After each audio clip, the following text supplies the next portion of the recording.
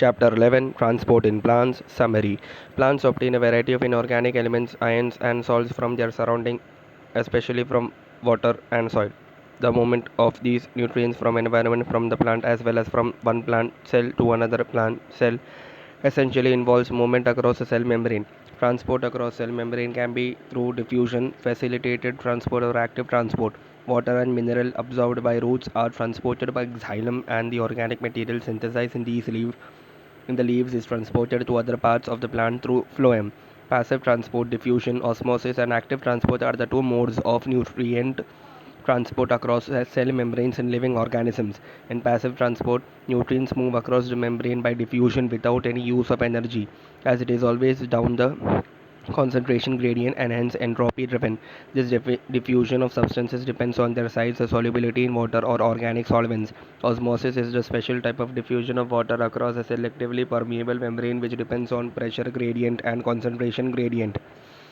In active transport, energy in the form of ATP is utilized to pump molecules against a concentration gradient across membranes. Water potential is the potential energy of a water molecules which helps in the movement of water.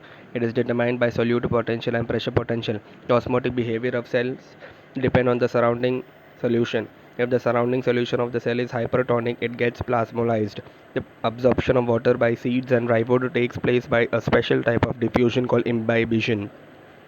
In higher plants, there is a vascular system comprising of xylem and phloem responsible for translocation. Water, minerals, and food cannot be moved within the body of a plant by diffusion alone. They are therefore transported by a mass flow system, movement of substance in bulk from one point to another as a result of pressure differences between the 2 points. Water absorbed by root hairs movement moves into the root tissue by two distinct pathways, that is apoplast and symplast. Various ions and water from soil can be transported up to a small height in stems by root pressure. Transpiration pull model is the most acceptable to explain the transport of water. Transpiration is the loss of water in the form of vapors from the plant parts through stomata. Temperature, light, humidity, wind speed, and number of stomata affect the rate of transpiration. Excess water is also removed through tips of leaves of plants by guttation. Phloem is responsible for transport of food, primarily sucrose from the source to the sink. The translocation in the phloem is bidirectional. The source-sink relationship is variable. The translocation in phloem is explained by the pressure flow hypothesis.